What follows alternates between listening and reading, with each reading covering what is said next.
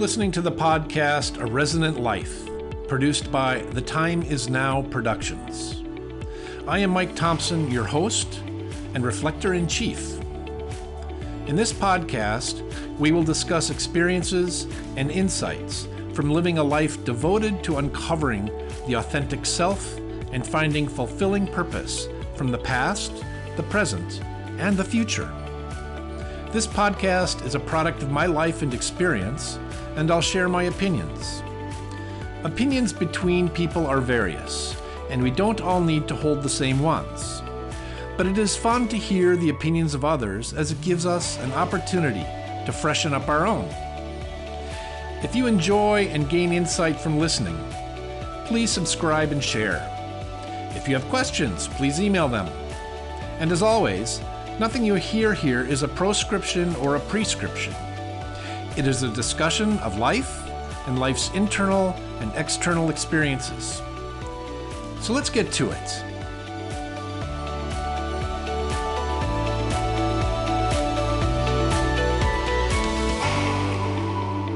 And welcome. Welcome back. Thank you for listening and joining me today. And a special hello and welcome to those joining for the first time. I'm so happy that we're all together to work on this project of the authentic self and cultivating abiding happiness in our lives and the lives of those around us. So let's jump right in. A few weeks ago, I was riding the bus in the early part of the morning, that early part of rush hour when there isn't a lot of traffic. But the traffic that there is all seems to be going a little too fast, very rush and impatient. Got to get where we're going. So there I am, riding the bus as I typically did this summer on Tuesdays, feeling a bit drowsy, but still trying to do some quiet meditation and contemplation and thinking about what I was going to be doing later. But really, I was more fighting off drowsiness, to be honest. Drowsiness was winning, most definitely. So there I was sort of in this state, but suddenly the bus, which wasn't going fast at all, the bus veered hard while braking and laying on the horn. And needless to say, my drowsiness was gone, and so was any meditation I had going. And of course, like everyone on the bus, we all kind of looked out the window. We all clamored to have a look to see what caused the driver to brake and veer and honk. It was kind of a jarring experience. So it seems that, from what we saw, that just as we were about to cross an intersection with a green light, an expensive car found itself in a turn lane. And that driver didn't want to turn, apparently. So they tried to pull back into the main lane, which happened to have been occupied by our bus.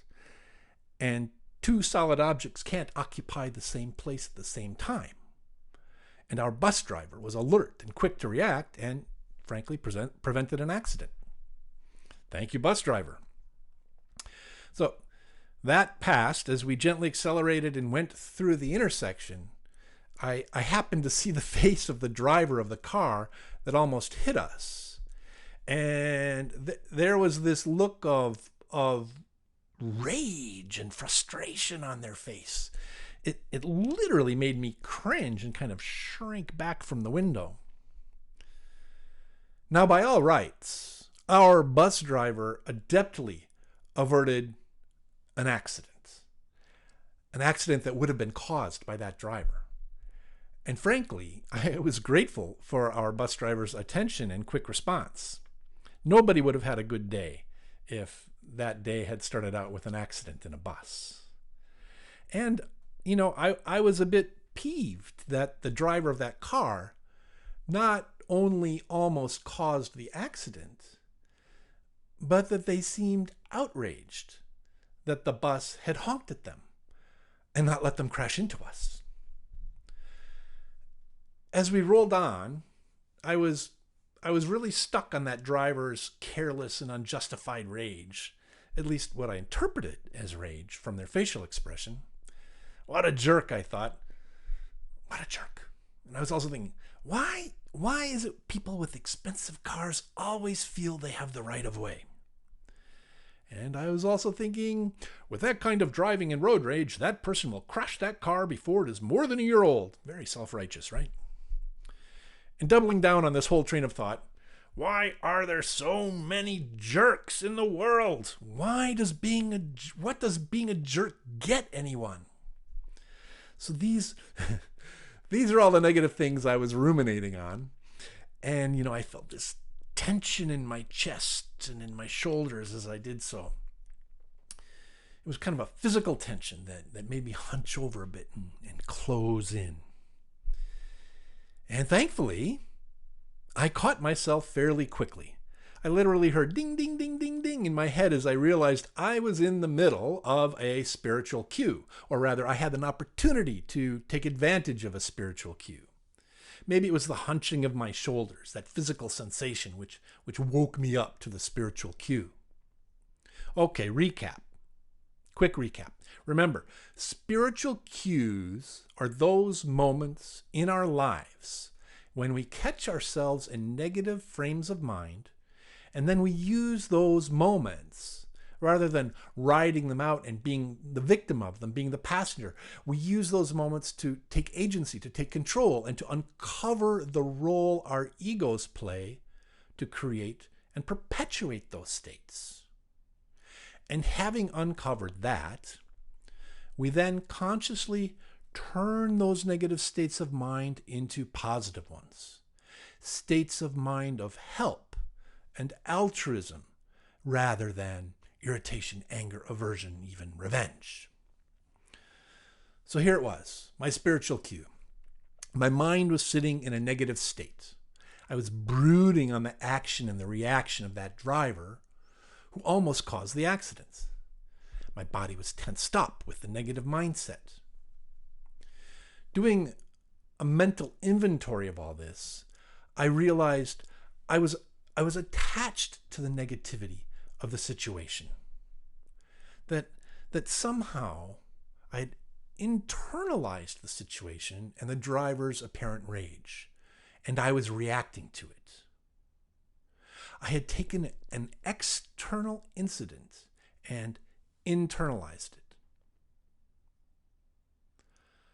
From my ego's perspective, the driver of the car was enraged with me, and I was reacting to that emotion, which I only presumed and assumed they felt. I can't know what they were really feeling. I'm not a mind reader. I was basically just going off of visual cues, and my ego made all kinds of assumptions and decisions based on that, and attached rage to that. And then I felt it personally and reacted to it. Okay, so back to our bus ride. The bus is still rolling on, and just as I started to contemplate turning those negative emotions to positive ones and kind of releasing the attachment to all this, the bus stopped at the next bus stop. No problem, right? No problem. But there was a parked car sort of blocking the stop. So the bus had to stop diagonally, and this effectively blocked all the traffic behind the bus. So no cars could get around and go past. And of course, it was a crowded bus stop. And of course, there were a lot of tourists, bless them, who didn't know how to pay the fare, how much to pay, etc. It was taking a long time. And sure as anything, this situation became dramatic. All these cars stacking up behind us. One of them, a car behind us, they laid on their horn, honking and honking and honking. And then just one long honk. And then short ones again, beep, beep, beep, beep. I swear, it must have gone on for at least a couple of minutes. It seems like hours, but a couple of minutes is a pretty long time to sit there and have to listen to honking. And although I couldn't see who was honking, I knew in my bones who it was. I knew it had to be that car that almost hit us trying to get into our lane, that what I called enraged driver. And finally, the bus started going again. Everybody had their seats, paid their fares. The bus started going again and cleared the blocked lane. And I looked out my window just as I heard the roar of a revving motor. And sure enough, the car and driver I knew it would be wailed past us, honking the whole way.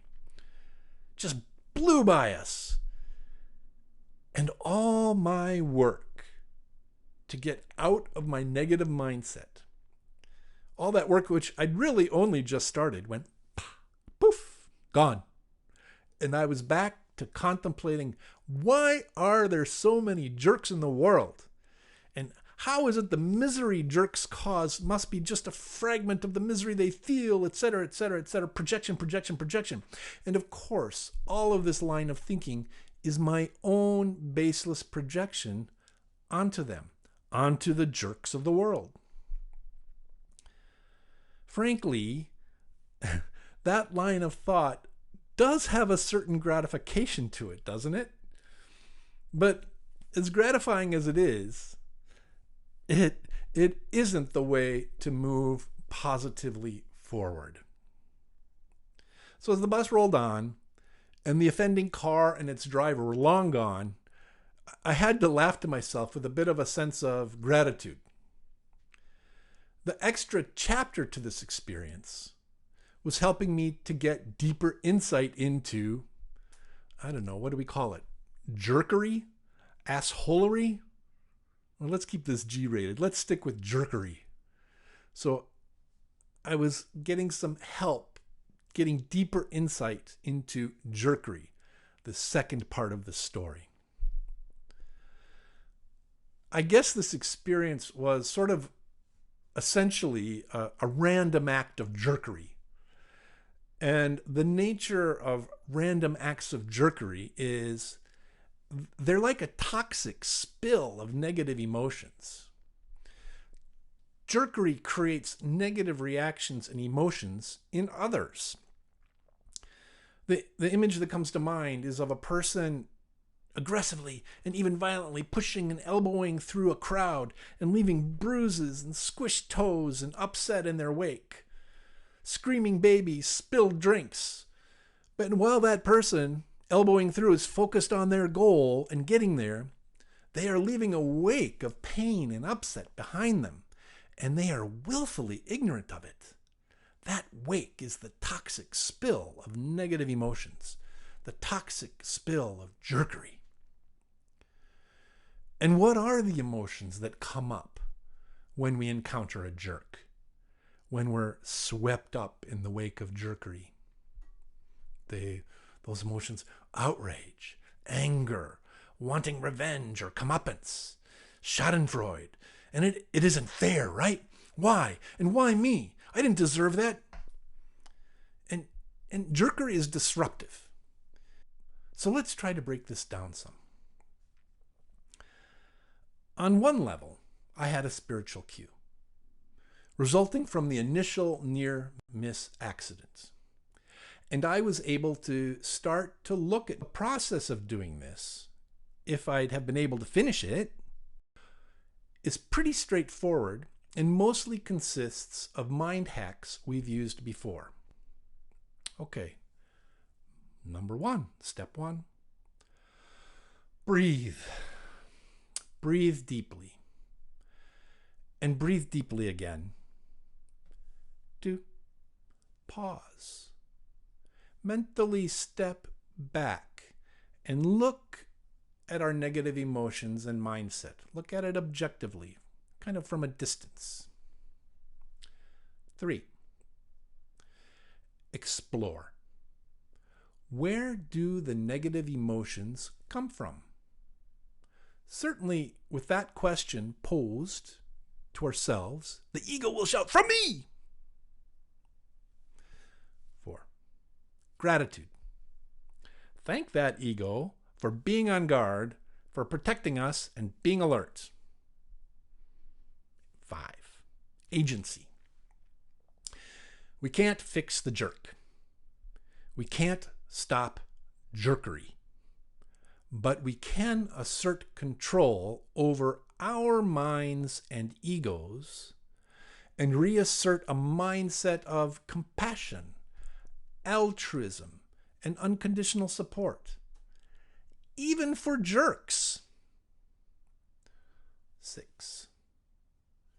Compassion. Actually, send some compassion in a prayer or a thought or a love missile to the jerk who caused the whole thing. It is a bit of a long exercise, 6 steps. And of course, in your daily life, as things move along quickly as they tend to, we may not recall each step and what order and so on. And that doesn't matter.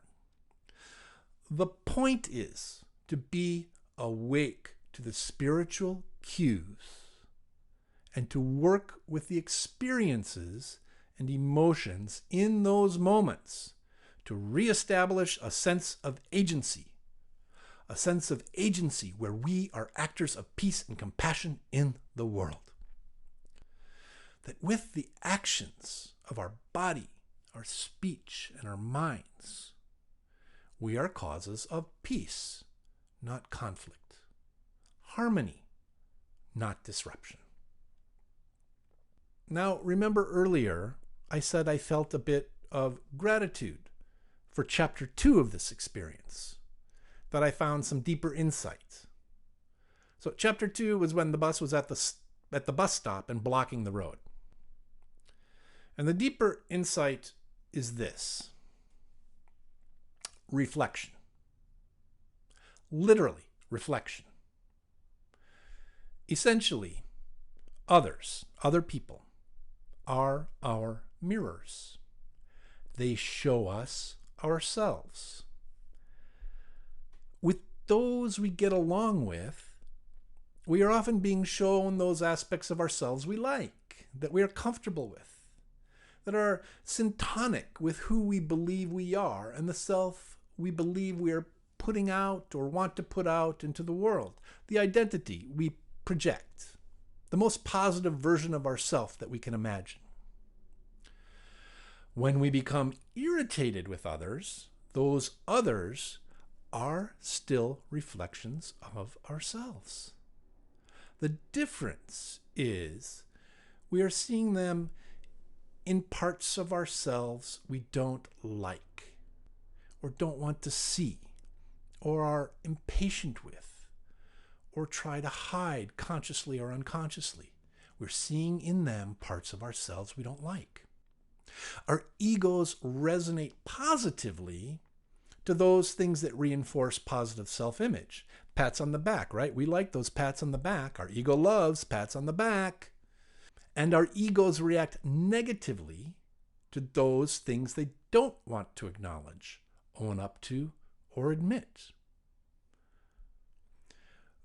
We all have the capacity to be any way, any type of person, kind, thoughtful, and generous, or mean, cruel, and selfish. We have the capacity to go either way. It is our egos and our conscious minds together that make the choices about how we are and how we manifest. The ego is the autopilot, and our conscious minds, our intentions, do the hard work to be better. Our ego is like the horse, and our conscious minds and intentions are the riders, steering the horse. Part of the exercise of living intentionally, of living awake, is being actively conscious of this reality that others are our mirrors. And it isn't enough to just be aware of it. We need to actively use the information and experience we get from the insights we realize to change ourselves. We need to use those insights to further tame our egos and cultivate the heart of altruism, the deep heart of loving kindness. So, where am I going with this? Time for the reveal.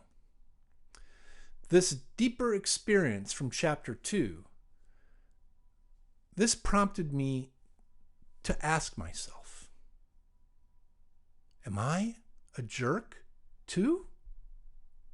Have I been a jerk? When have I in my life engaged in jerkery? And the honest answer to those questions is tough to swallow and hard to admit, but yes, indeed. I've been a jerk. I've unleashed jerkery in the world. More than once, most certainly more than once. And sitting with this self-knowledge, realization, and admission, a number of doors and possibilities open up. I can explore the causes of my jerkery, my own jerkery. Maybe I was late for something. Maybe I was frustrated or angry. Maybe I was in physical or emotional pain. Maybe I was depressed. Or, on the other hand, maybe I was ecstatic and in my happiness and joy, completely thoughtless and oblivious to those around me. So exploring the causes of our jerkery, we come to one root cause. Being completely oblivious to others and only concerned with ourselves. Again, the cause of jerkery, being completely oblivious to others and only concerned with ourselves. When we are completely oblivious to others and only concerned with ourselves, we are not engaged in altruistic actions. We are not being actively compassionate. We are not uncovering our authentic selves, and we are definitely not being creators of peace and happiness for others. In this oblivious state, there is only ourself, no one else. Our mission, our goal, our objective, our need, want, desire, wish. That's all there is. Our self. So, okay. Another door that opens up is, with this insight, I can actually feel compassion for jerks, for the jerks I encounter in my life. Whether they are infrequent jerks or chronic jerks or just the random jerks, feeling compassion for them, I make a forward step toward being true to the value of extending help without condition or distinction. Being without condition or distinction is foundational to our project. And next, with this insight, I am humbled. I cannot sit in judgment of jerks because I've certainly been a jerk. I cannot put myself above jerks, or anyone for that matter, because really we are all the same and we are all trying to be happy. Every being is just trying to be happy. All of us are doing the best we can. This kind of humility is so profound and so important to our work. Without humility, we will lose our way trying to be a person others rely upon, a person that others will miss when we're not around. We'll veer from the path of cultivating abiding happiness for ourselves and others. Humility is home base. Throughout our project here, we keep coming back to key mindsets that we must continue to actively cultivate. Humility, gratitude, altruism, compassion. Every time we do our spiritual cue exercise, if in our mental and emotional exploration, we look for the points, the openings, the seeds of humility, gratitude, altruism, and compassion, we will continue to make forward progress that will positively change our lives and the lives of those around us. So that person who almost crashed our bus and who later regaled us with the very irritating sound of their car horn, that person is someone now I feel very grateful to. Yeah, they may have been a jerk and left a trail of jerkery behind them, but because we've done this work as a result, their actions caused me to do this work, and we've done it together now. They also left in their wake, besides toxic stuff, they also left in their wake the seeds of spiritual progress and enlightenment. One more time. The jerk and their jerkery left in their wake the seeds of spiritual progress and enlightenment. Isn't that something? Nemesis becomes teacher. Isn't that really something? So thank you. Thank you again so very much for joining today. Your good, positive, kind actions touch everyone.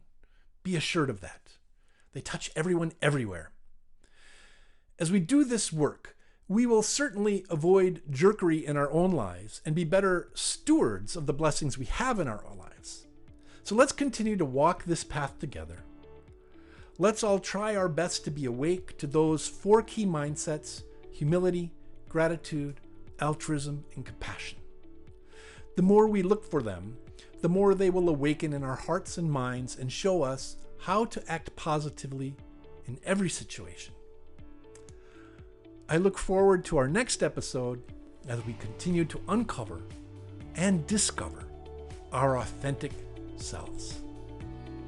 Thank you. Thank you for listening. If you enjoyed this podcast and want to hear more, please subscribe and share. If you'd like to share your own experience, thoughts, or ask a question, please send an email to mike@resonant.social. With gratitude, theme music is courtesy of Stock Audios, distributed by Pixabay. A Resonant Life is a podcast from the Time Is Now Productions.